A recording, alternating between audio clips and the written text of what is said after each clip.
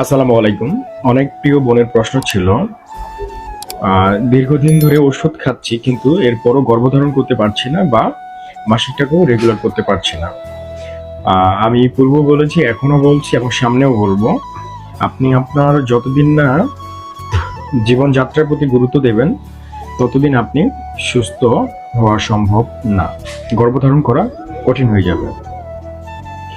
কারণ বাংলাদেশে ভেজাল খাবার একটি গুরুতর স্বাস্থ্য ঝুঁকির কারণ, বিশেষ করে নারীদের জন্য, যাদের দেহে হরমোনজনিত পরিবর্তন, গর্ভাবস্থা, প্রসূতি পরবর্তী সময় ও বার্ধক্য বাড়তি সতর্কতার প্রয়োজন।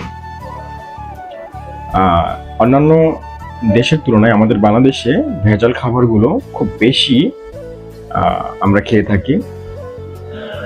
তো বাংলাদেশে ভেজাল হওয়ার সম্ভাবনা যুক্ত সাধারণ যে খাবারগুলো, এগুলো জেনে রাখা ভালো।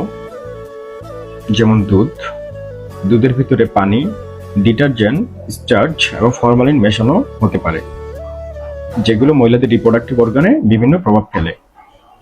মাছ ও ফলমূল ফরমালিন দিয়ে সংরক্ষণ করা হয়। চেষ্টা করতে হবে আপনি যে মাছ খাচ্ছেন সেটা সতর্কতার সহিত, এবং যে ফলমূলগুলো খাচ্ছেন সেগুলো যেন সিজনাল ফলমূল হয়, এবং বাংলাদেশি ফলমূল অবশ্যই খাওয়ার আগে পানিতে ভিজিয়ে রাখাটা ভীষণ জরুরি।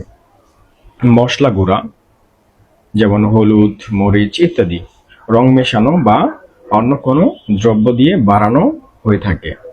তেল সস্তা ও নিম্নমানের তেল মিশিয়ে বিক্রি করা হয়। মিষ্টি ও বেকারি পণ্য, যেগুলোতে মূলত কৃত্রিম রং, ঘন চিনি বা স্পয়েলড দুধ দিয়ে তৈরি করা হয়, এগুলো মহিলাদের ওভারিতে ইস্ট্রোজেন এবং প্রজেস্টেরন হরমোনের উপর প্রভাব ফেলে। সবজি, যেগুলো মূলত রাসায়নিক দ্রব্য, কার্বাইড, বিষাক্ত কীটনাশক ব্যবহার করা হয় এবং তাড়াতাড়ি এগুলোকে বাড়িয়ে তোলা হয় এবং পাকানো হয়।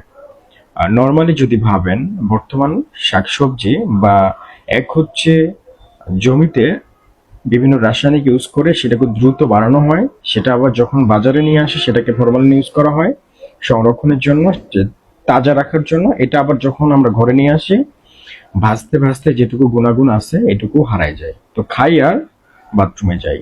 এই জন্য এই বিষয়গুলো সতর্ক থাকাটা ভীষণ জরুরি। ভালো থাকবেন। আসসালামু আলাইকুম।